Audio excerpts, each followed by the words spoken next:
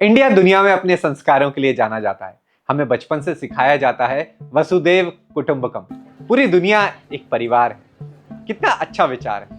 एक अनजान को अपना मान लेना, बिना पूछे मदद कर देना, करुणा, संवेदना और भी बहुत कुछ चीजें इस विचार से हमें मिलती हैं। लेकिन जब हम इस सोच को रियल लाइफ में देखते हैं तो पिक्चर थोड़ी ब्लर सी हो जाती है। ब्लर ही नहीं, मैं तो ये कहूंगा थोड़ी इन्वर्टेड हो जाती है। यहाँ काम तब होता है जब आपका कोई अपना किसी अच्छी कुर्सी पर बैठा हो। जानते हैं मेरा बाप कौन है? कोई भी जरूरी काम करने के पहले हम अपने आप और अपने आसपास वालों से यही पूछते हैं, कोई पहचान में है क्या? अगर इसका जवाब हाँ होता है तो आपका काम बहुत तेजी में, जल्दी में हो सकता है, और अगर इसका जवाब ना है तो शायद आप अपना काम कराने के लिए किसी न किसी ऑफिस के चक्कर काटते रहेंगे।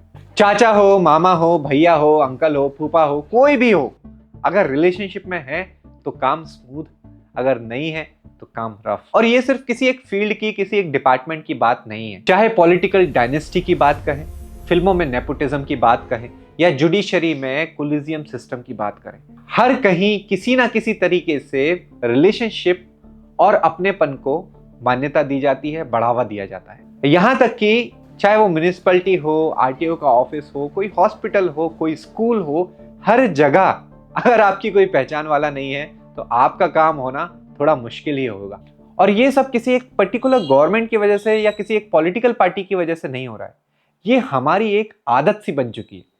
चाहे कोई भी सरकार हो, चाहे कोई भी पॉलिटिकल पार्टी हो, एक सोच बन गई है, एक माइंडसेट बन गया है कि इंडिया में अगर आपको कोई भी काम करना है तो उसके लिए या तो कोई जैक होना चाहिए, कोई रिलेशनशिप होना चाहिए, या फिर आपको पैसे देके काम करवाना पड़ता है। जुडिशरी, जहां हमें लगता है सिर्फ सच और कानून चलता है, जहां पर हम आंख बंद करके विश्वास करते हैं, वहां पर एक जज ही दूसरे जज को सिलेक्ट कर सकता है। इसके अलावा कोई और प्रोसेस नहीं है, किसी और का इनपुट भी नहीं है। मेरिट हम नहीं जानते कितनी है, क्योंकि उनकी सिलेक्शन खुद होती है। ऐसे ही पॉलिटिकल पार्टीज में आप देखिए कितने लीडर्स ऐसे हैं जो अपने बच्चों को, अपनी फैमिली को, अपने रिलेटिव्स को ही लीडर बनाते हैं। ज्यादातर रीजनल पॉलिटिकल पार्टी में जो भी लीडर हैं वो उनके बेटे या बेटियां हैं। चलिए इंफ्रास्ट्रक्चर की बात कर लेते हैं। हमारे यहाँ पर कॉन्ट्रैक्ट का प्रोसेस जो है वो ऑनलाइन तो हो गया है, टेंडर सिस्टम जरूर है, लेकिन मिलता आपको किसी ना किसी पहचान वाले को ही है।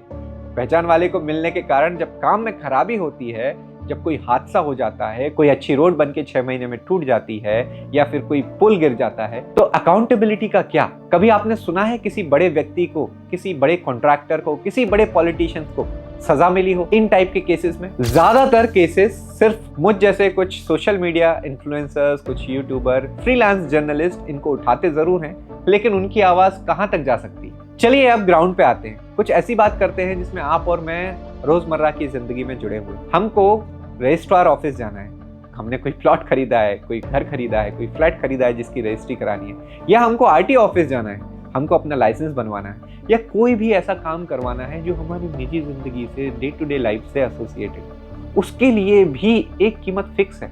सारे प्रोसेसेस ऑनलाइन हो चुके हैं, उसके बावजूद भी आपको किसी ना किसी को किसी ना किसी प्रकार से कुछ ना कुछ रिश्वत देनी पड़ती है, या फिर कोई ना कोई जैक लगाना पड़ता है। कोई काम बिना जैक के अगर हो जाए तो हम उसे अपनी खुशनसीबी मानते हैं। हम उसको इस तरीके से सेलिब्रेट करते हैं कि हमारा क्या गजब का नसीब है। और ये जो पूरा सिस्टम है अब सिर्फ सरकारी ऑफिसेस तक ही सीमित नहीं है।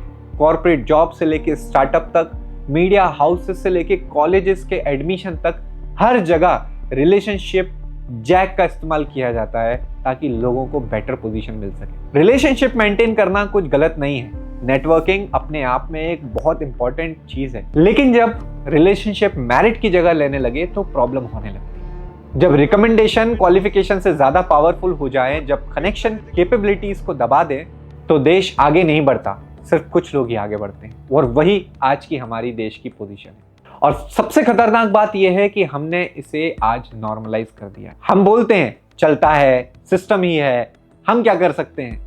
लेकिन जो गलत चीज नॉर्मल हो जाए वो धीरे धीरे कल्चर बन जाती है। अगर हमको सच में वसुदेव कुटुंबकम के बारे में सोचना है तो हमें अपने सर्कल से बाहर निकल के बात करनी होगी। हमें अपनी जिम्मेदारियों को समझना होगा। सिर्फ हमारा परिवार ही हमारा परिवार नहीं है। हर व्यक्ति अगर अपनी जिम्मेदारी को अपने रिलेशनशिप्स के ऊपर रखे तो बहुत कुछ बदल सकता है। ये कोई इम्पॉसिबल बात नहीं है, ना कोई रिवॉल्यूशन चाहिए, ना कोई बड़ा स्लोगन।